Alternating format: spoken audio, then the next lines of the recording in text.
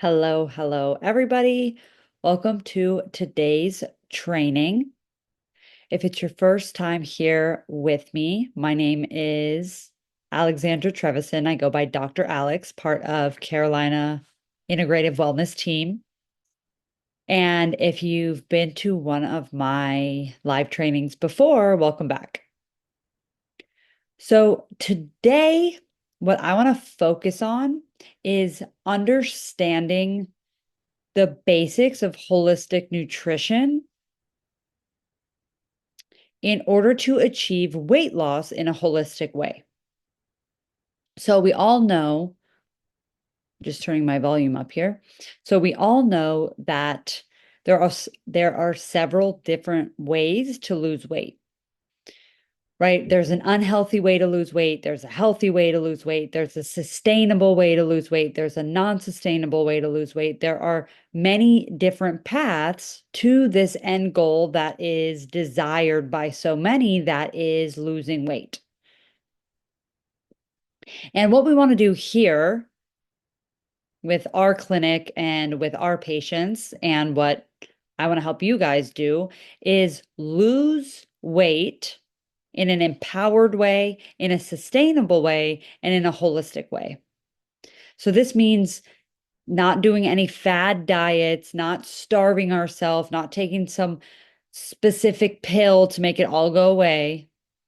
But this means to nourish our bodies with nutritious foods so that all of our systems work. Our GI system is working, our kidney filtration system is working, our nervous system, our skin is nice and glowing, our neurological system, our brain function, our hormones, endocrine system, everything is flowing and in harmony with one another so that we don't have chronic symptoms, so that we don't lose weight at the expense of dysregulating our hormones and perhaps negatively influencing our fertility. Or we don't lose weight at the expense of ultimately having digestive problems later in life because we were doing it in some quick fix sort of way. Or we don't lose weight in a way that actually puts our nervous system in further distress and causes us to have anxiety and a bit of insomnia because maybe our fat content is too high and our carbohydrate content is too low, and our body doesn't know how to react to that. And it leaves us losing weight fast, but feeling a bit on edge. What we want to do is help you guys who desire to lose weight and feel more empowered and confident in your body do so in a sustainable way, in a way that's nourishing for all of the systems, so we don't have some weird residual side effects and symptoms, and in a way that is sustainable. So you know what to do if you get off track, and it's something that is feasible to do over a long period of time. It's not like 75 hard. I think I've talked about this in a different training, and no shade to 75 hard if you enjoy that. But 75 hard is a very masculine approach to weight loss and to getting fit. It's very like militaristic. It does the job, but it doesn't account for things like a fluctuation in female hormones, and it doesn't account for things like stressors from everyday life and emotional dysregulation. But 75 hard, if you don't know what it is, look it up. It's a 75-day challenge that's super intense for weight loss. It can be effective, but it's not sustainable. It's for 75 days. It's not sustainable 75 years. So what we want to do is have a sustainable model of weight loss. And so we're going to go into two primary things today that help us understand how to facilitate weight loss in a holistic way. So the first thing to understand is that when we are losing weight in a holistic way, and I just defined what that means, it keeps all of our body systems in harmony and integrity with one another. And it's also feasible to sustain for a long period of time. So we're not compromising any of our systems. It's a slow and steady wins the race kind of vibe. So, in order to lose weight in a holistic way, the first thing we need to become aware of is the type of food that we are eating. And we need a little bit more education on the type of food that we are eating than we traditionally have been given in school, in a lot of our households, in mainstream society, even though I don't even know if the food pyramid is still relevant, but the food period I learned in school, for example, wildly inaccurate, one for health outcomes and two for weight loss. If you remember, the carbohydrates were on the bottom with all those processed carbohydrates, and that should be the most of what you eat. Wildly inaccurate food pyramid. So if any of you guys were brought up in the 90s, then you know what I'm talking about. And I'm sure the food pyramid was different prior to that and nowadays, but a lot of our education around food is wildly inaccurate, specifically around holistic nutrition and when it pertains to weight loss. So we need to understand the type of food that we are putting in our bodies. And I want to give you two questions that you can ask yourself to pass a test, pass the holistic and functional health test to see if this food is approved or disapproved when it comes to ingesting it on our holistic weight loss journey.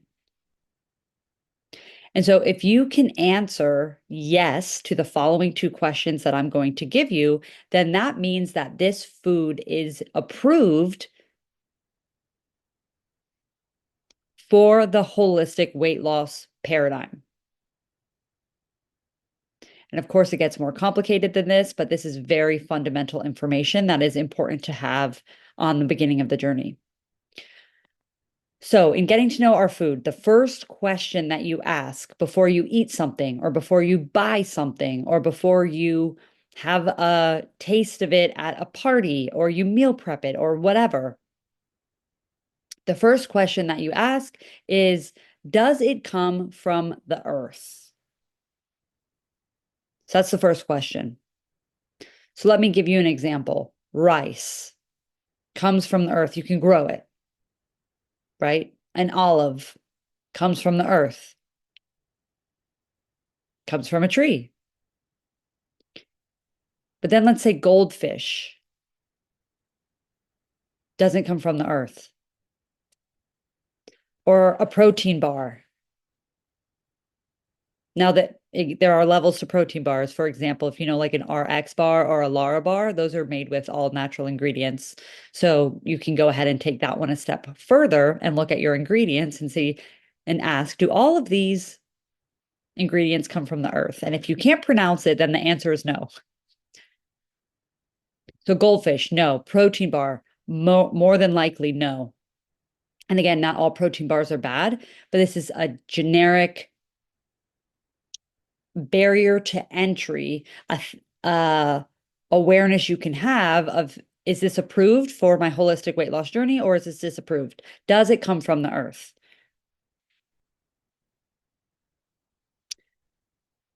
So popcorn's an interesting one, a picky one. So maybe popcorn made with coconut oil on the stove, do those two things come from the earth? A kernel of corn and coconut oil? Yes. Does movie theater butter come from the earth? No. So that's your first question. I want you to start bringing awareness to when it comes to making your nutritional choices. Does it come from the earth? Correct answer, yes. Now we know, and I've done other trainings on this, that you're never going to be 100% on the money of honoring making a perfect healthy choice every single time. We know sometimes there's birthdays, sometimes there's holidays, sometimes there are moments where we're allowed to color outside the line, so to speak. Expecting perfection is impossible. However, in order for us to do our best when it comes to making healthy, sustainable choices, when we want to lose weight in a holistic way, we need to have awareness around these questions. Does this come from the earth? Fruit roll up? No. Cheez-It? No.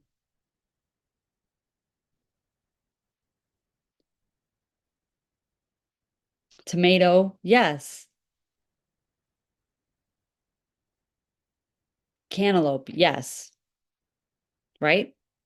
So start asking yourself, does it come from the earth?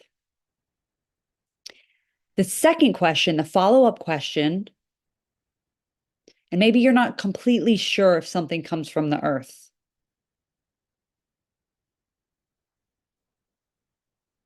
The second question is, does it have a mother? Does it have a mother? So an egg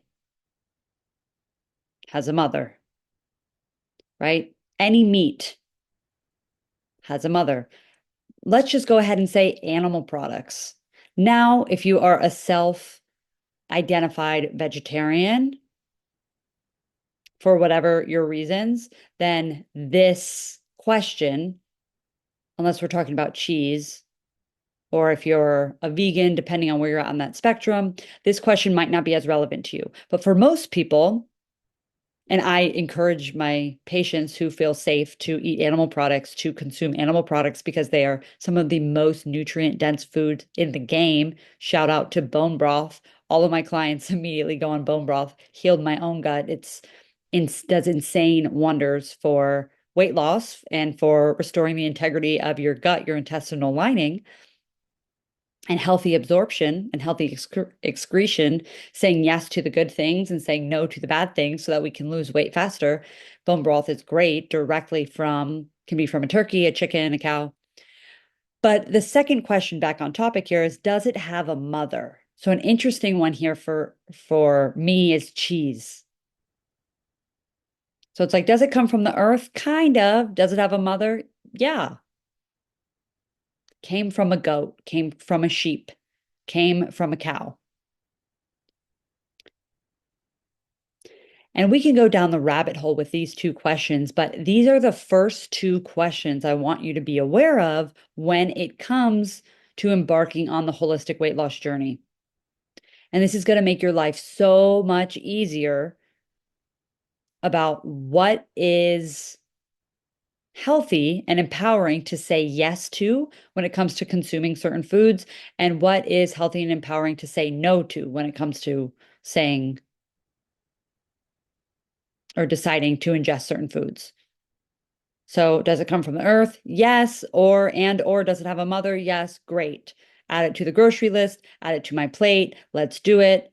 Maybe some scallops, maybe some arugula, maybe some asparagus, maybe some butter. Butter's a good one. Butter has a mother.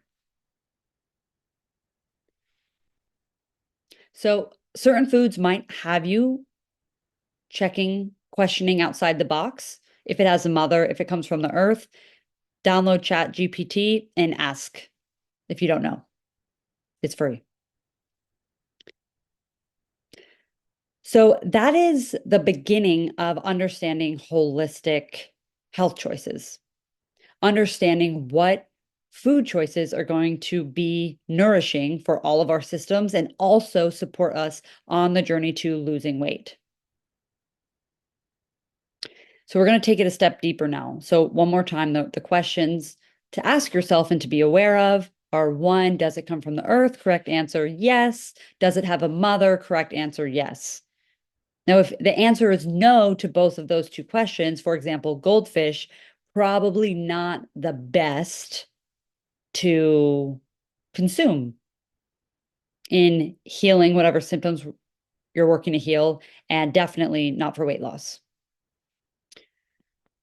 But there is a reality that a lot of people don't talk about where you can actually be eating really healthy foods, but you can actually also be gaining weight. So let's say you're eating a ton of rice and a ton of fish and a ton of beans. Beans come from the earth, and a bunch of cheese, a bunch of butter, and you're eating all these things that have a mother and that come from the earth, but you're still not finding yourself losing weight. So, taking these two questions a step deeper and understanding the nutrition of our foods is understanding macronutrient proportions. Macronutrient proportions. So, if you've heard of any people like on social media or weight loss gurus or like the fitness bro culture, they talk about counting your macros. Now, if you haven't heard of this, that's totally fine. Just I'll explain it in a moment. Just put it to the side. But if you've heard of counting your macros, or oh yeah, that's within my macros, or that's outside of my macros. Macros are macronutrients. So our nutritional value of our food is measured in two different calibers. The first caliber is macronutrients. So macro is just, a root word that means big. So very important, big nutrients. And then the second level of understanding nutritional value is micronutrients. So micronutrients goes more into like vitamins and minerals and things like that. But for today, we're just going to focus on macronutrients because understanding the proportions of our macronutrients is going to help us not only eat healthy, but eat healthy in a systematic way that's also going to facilitate weight loss. So we don't end up with one of those people who, yes, I'm eating all the healthy things and I'm ingesting things that come from the earth and that have a mother, but I am either not losing weight or I'm weirdly gaining weight. So we're going to rectify that. We're going to nip that in the bud by educating ourselves on macronutrient proportions. So macronutrients are there are three macronutrients, or the three primary ways that we receive energy from food. And so macronutrients can be broken down into fats, protein, and carbohydrates. So you've definitely heard these three terminologies. And if you don't know already, now you do that. These three, fat, protein, and carbohydrates, are all of the three macronutrients. So different foods contain different levels of macronutrient densities. Let me give you an example. A filet mignon, so beef, but a filet, very high in protein. You don't have to know all this. I'm just going to give you an example so you have some imagery, so you have some deeper understanding to give some practical application to understanding macronutrients. So filet mignon, very high in protein. It's an animal product, very high in protein. Most animal products are very low in fat and almost it has no carbohydrates. Most meat has no carbohydrates, especially if it's not seasoned with any extra things. So a filet mignon is an example. The macronutrient proportion would be very high in protein, very low in fat, and almost non-existent in carbohydrates. And a good rule of thumb, if we're trying to lose weight, and we get way more into this in one-on-one coaching and in group coaching, but is increase protein, increase protein. That's always a very foundational step with all my clients, with myself, increase protein. No matter where you're at in the spectrum, I guarantee you, if you want to lose weight, increase protein. Also, circling back to bone broth. Oh, no fat, no carbs, only protein. Very, very quick and easy way to increase protein. So filet mignon, very high in protein, low in fat, still is there, but then carbohydrates almost non-existent. In contrast to a ribeye, also a cow, also beef, high in protein, high in fat, also non-existent carbohydrate because it's from the cow. But you see how these two pieces of meat have a different macronutrient proportion. And you don't have to know all of this. This comes within time, and this comes with getting deeper on the weight loss journey. It'll become more intuitive. But just understanding, if you know what a ribeye looks like, it's much more fatty than a filet mignon. So going back to understanding macronutrients, these two different parts of the same animal have different macronutrient ratios, both high in protein, but one's really high in fat and one's low in fat. And fat's not necessarily bad. That's some old marketing from the 80s and from the 90s. But when we say yes to the holistic weight loss journey, we have to increase our awareness on the ratios of how much protein am I having in comparison to how much fat am I having in comparison to how many carbohydrates am I having, and just understanding the relationship between the three. Because there's also a lot of false education, or I don't want to say fake news or advertising, but there's a lot of misconceptions in the industry of people saying, oh, yeah, like cottage cheese is a great source of protein and beans are a great source of protein. And they have a high source of protein compared to goldfish, right? Or compared to a fruit roll up. But cottage cheese has much more fat than protein. And beans have much more carbohydrates than protein. So beans are not going to be your number one source of protein. Yes, they're a great healthy way that comes from the earth that is good for your body. That does have protein. That's going to have a lot more protein than an apple of 100%. But compared to a piece of chicken, not at all. And it's not, none of this is good or bad. It's just increasing our awareness on macronutrient proportions. So it's important to have this baseline education so that when we see stuff on social media or when we talk to our friends or we find new recipes, they're like, oh, protein dense pancakes or, low carb keto recipe. And then it ends up being something made with all chemicals, but it has no carbs in it, right? So now it doesn't come from the earth, but it has low carbohydrates and it gets confusing with all the information out there, which is valid. It's very valid to be confused. There's a lot of confusing and contradictory information online.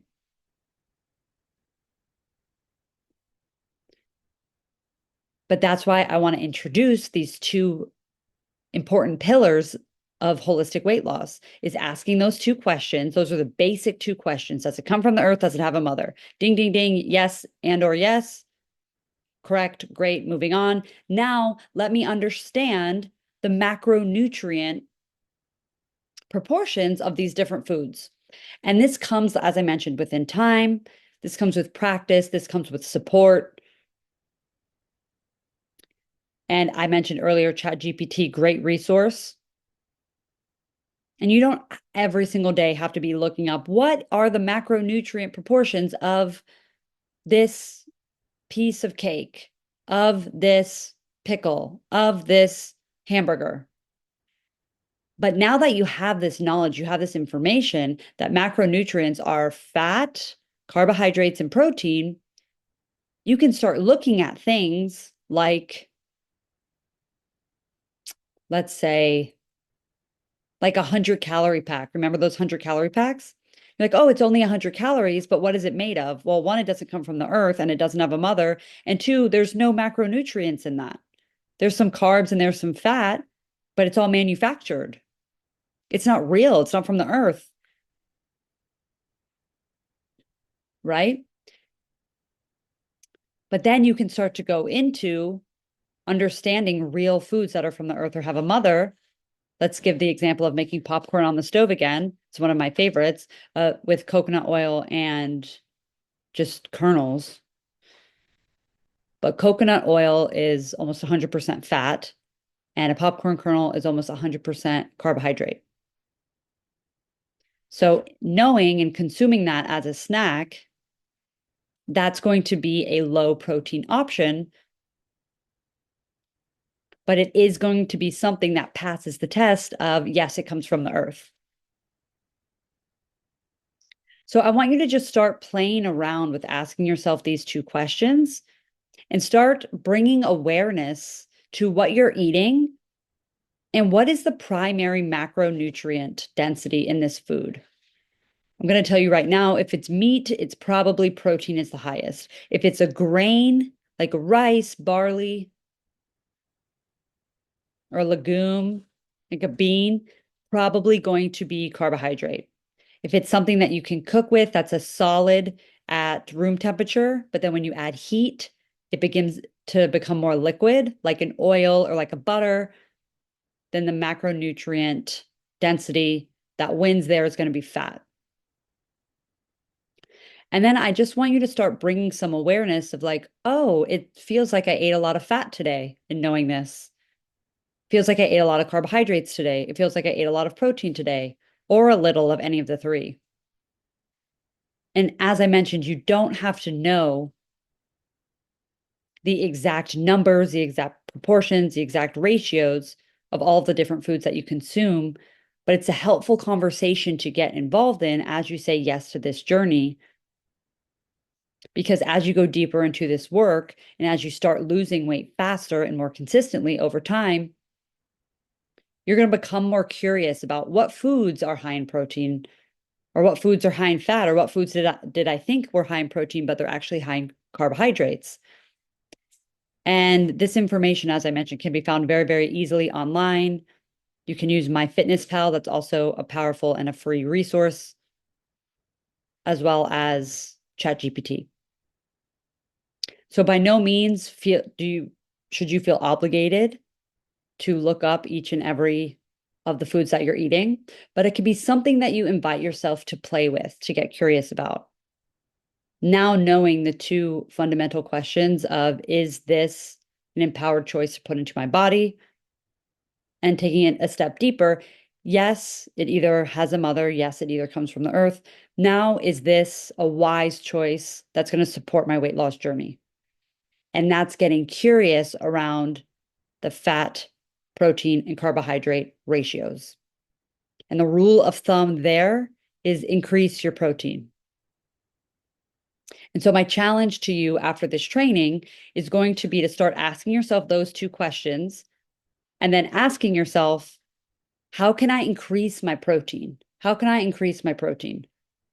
And I want you to watch as you increase your protein, how you start feeling throughout the day and beginning to get curious.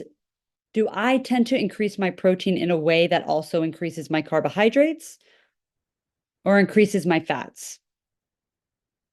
And do this as it feels inspired. Do this as you're talking to your community or in our private Facebook community, and mention to others your journey.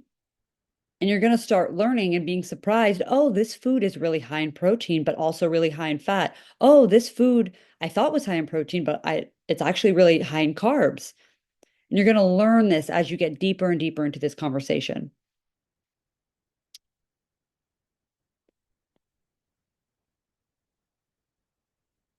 So remembering these two pillars of the two fundamental questions of, is this an empowered food to ingest on my holistic weight loss journey?